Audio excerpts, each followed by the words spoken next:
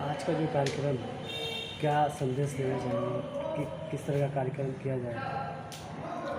मैं विजय कश्यप, पूर्व missile engineer, महापौर प्रत्याशी बेतिया नगर निगम, आज आरक्षण दिवस के उपलक्ष्य में आज भारत में जिन परिस्थितियों में आरक्षण की ज़रूरत पड़ी, आज संविधान का अनुच्छेद 340 जिसमें ये साफ साफ वर्णित है कि देश की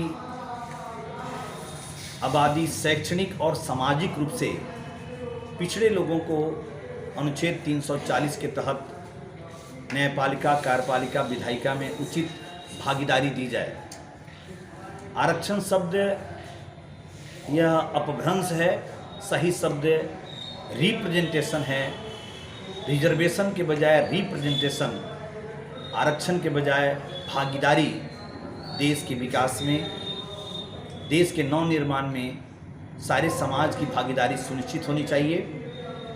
अगड़े, पिछड़े, वंचित, शोषित सबको उचित अवसर प्रदान होना चाहिए और देश के निर्माण में सबकी भागीदारी सुनिश्चित हो।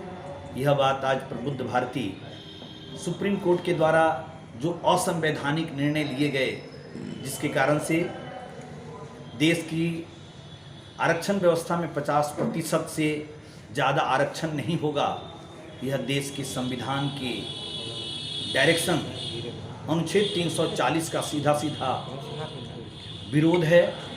जब 15% आरक्षण शेड्यूल कास्ट को मिलता है तो 60% पिछड़ों को 60% आरक्षण क्यों नहीं मिलता? उनको 60% भागीदारी का मौका क्यों नहीं दिया जाता? इस तरह से सुप्रीम कोर्ट स्वयं भारतीय संविधान के खिलाफ असंवैधानिक निर्णय, पहला निर्णय 1989 में देता है, दूसरा निर्णय 16 नवंबर 1992 को।